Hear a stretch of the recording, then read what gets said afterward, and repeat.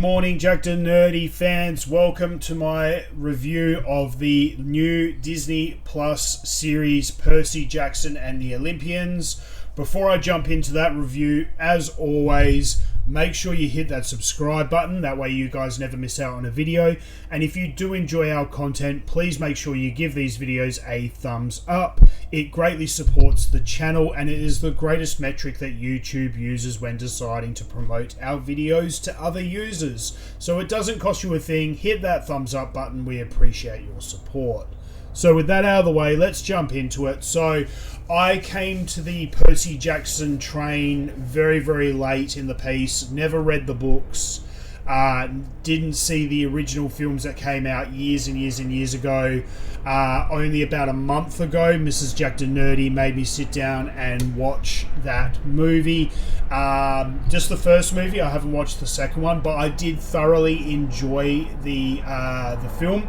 I thought it was really well done, and the material was really, really interesting. So when I found out that Disney Plus were making it into a series, I was intrigued, but then I started hearing some of the casting, aka Edge, the rated R superstar from WWE, being cast as Ares, God of War. I was in, to definitely give this a shot. So, all in all, I thought this was a very, very good show, very good series. I think Disney have learnt their lesson a little bit in terms of episode lengths. The episode lengths for this show were a lot longer than the other ones that we've come to expect from, say, the Star Wars shows and the Marvel shows, which just seem to finish just as quickly as they start. These episodes, albeit I think they were only like 30-minute episodes, it's still about 10 minutes longer than the other shows. So I thought the episode lengths were really, really good. The casting of this show, all in all, I really enjoyed the casting. I thought Walker Scobell, who played Percy Jackson, the lead, I thought he was really good. Orion,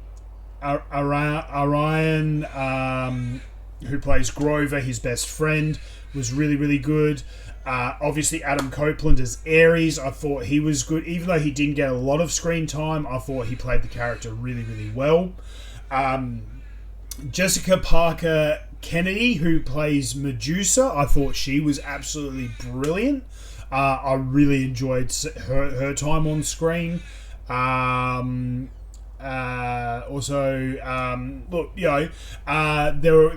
don't want to give away spoilers, but there's what we got here: Toby Stevens, Jason Mantzoukas. I don't know. I'm butchering his name. He's from Brooklyn Nine-Nine. You would recognise him there. Glenn Turman was really good. There were lots of really, really good actors in this film. Actors and actresses, I should say.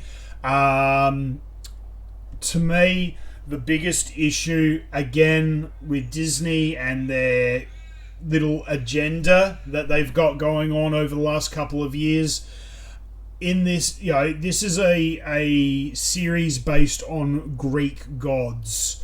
And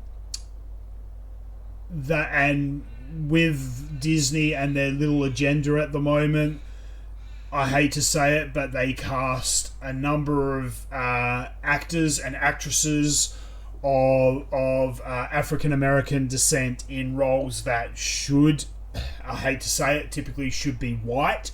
The daughter of Athena, the Greek goddess of beauty and this, that, and the other.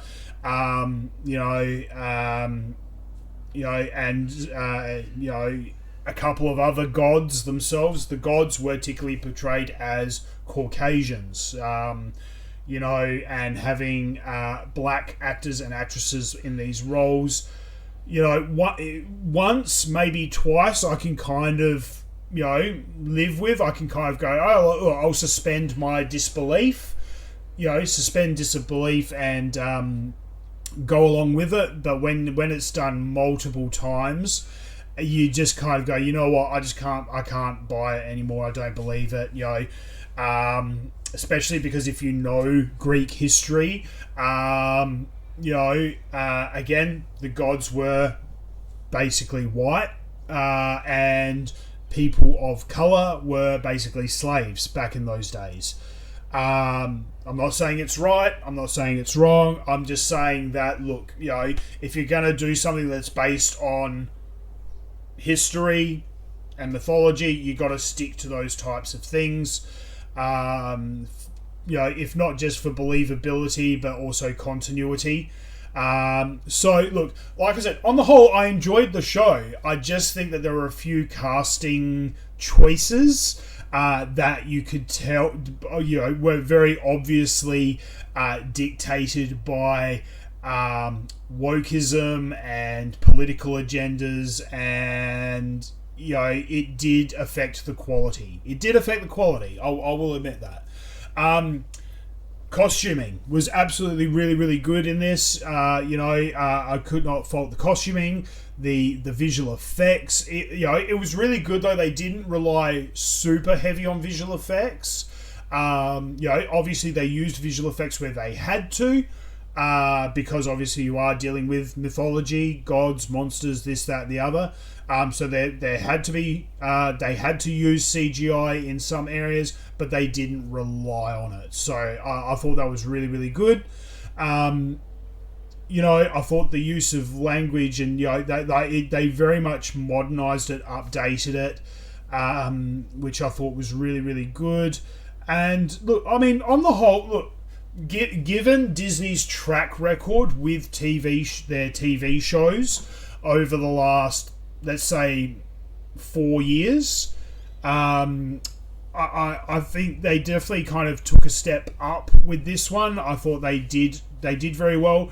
It's a bit obvious that they took a long time to make this, because there are one or two actors in this film who are no longer with us. So you can kind of, you sit there and go, okay, yeah. So they definitely filmed this like 2, maybe 3 years ago, and then have been in post-production for quite a long time, getting it ready for release. But you know what? I mean, I'm not going to fault them on that, because as far as I'm concerned, making sure a product is right before you send it out is very, very important. Again, though, because they made certain political choices, that did affect the quality. But on the whole, if you liked the books, you'll enjoy the show. Mrs. Jack Denerdy, she read the books, she watched the movies, she sat down and watched the show with me, and she enjoyed it, quite a bit. I don't think she enjoyed the series as much as the movies, but even still, though, she still enjoyed it, and she said it was very close to the source material. So that is a bonus. So if you like the source material, you'll enjoy this series. If you're just looking for something that you can sit down and enjoy over a couple of nights, and you don't have to use a lot of brain power, you can just sit back, relax, and enjoy the ride. This is definitely a good one for you. I enjoyed it immensely, and on the whole, I'd rank this up there as one of the better Disney Plus shows. Like I said, Disney Plus have been very hit and miss, but I definitely think they've learnt from a number of mistakes that they've made in the past and put that into this. So on the whole, I enjoyed it. I mean, does it hold any sentimental value to me? No, not at all. I got more sentimental value out of The Mandalorian and the Book of Boba Fett and things like that. So I enjoyed those a little bit more because of the sentimental nature of it. However, on the whole, like I said, I did enjoy the show quite a bit. Now, at the moment on IMDb, it's scoring 7.2 out of 10, which is pretty good. And on Rotten Tomatoes, it's got a score of 92%. So if those sorts of ratings, aren't promising, then I don't know what is. So, look, as a whole, like I said, if you've got access to streaming or whatever, give the show a watch. I always recommend give it your 3-episode rule. If at the end of the 3rd episode you're not enjoying it, then give up. But if you are enjoying it after the 3rd episode, keep on watching. Like I said, the episodes are only 30 minutes long. you know, so it's not like you're wasting hours upon hours. And I think was it eight episodes? I think it was 8 episodes, half hours each. So you're only looking at 4 hours total. You know, that's just a little bit longer than a movie.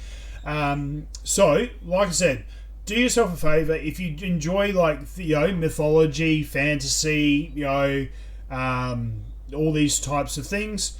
Definitely do yourself a favor. Check out Percy Jackson and the Olympians, now streaming on Disney Plus.